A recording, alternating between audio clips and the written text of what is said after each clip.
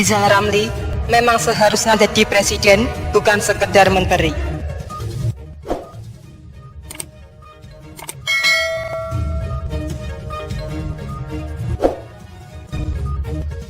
Krisis yang sedang dihadapi bangsa ini jauh lebih mengerikan ketimbang krisis moneter di tahun 1997-1998. Di saat itu, sekalipun krisis melanda dunia, laju ekonomi Indonesia masih bisa tumbuh 2,4%. Bahkan secara keseluruhan, sepanjang tahun ekonomi Indonesia bisa tumbuh 6,1%. Begitu tegas peneliti senior ISDS, Aminuddin, yang juga merupakan anggota Jaringan Media Cyber Indonesia atau JMSI, Minggu 23 Agustus.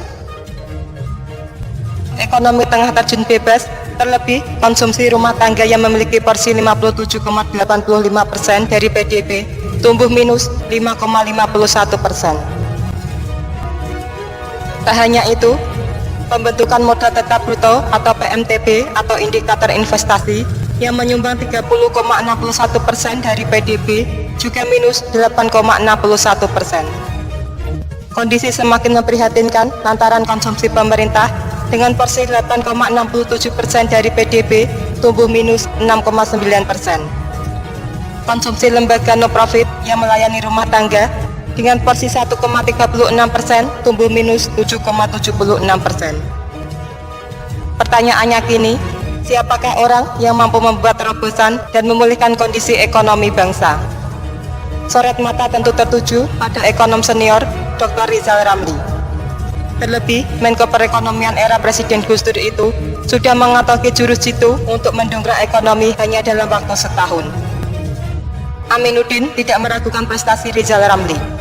Apalagi mantan Menko Kemaritiman itu pernah mencatat sukses di era Gus Dur, di mana saat itu ekonomi yang minus 3% berhasil didongkrak menjadi positif 4,5%. Artinya, jurus RR kala itu ampuh mengerek ekonomi hingga 7% dalam waktu singkat.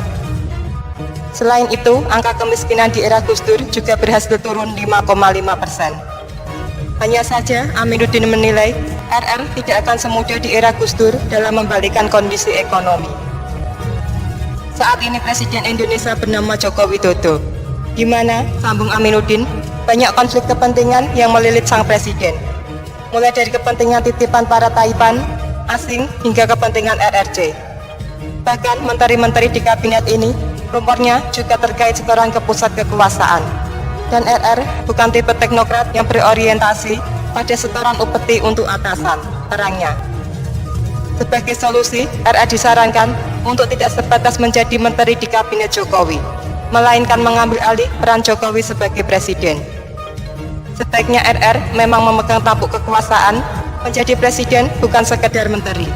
Apalagi dia harus menghadapi oligarki, pungkasnya.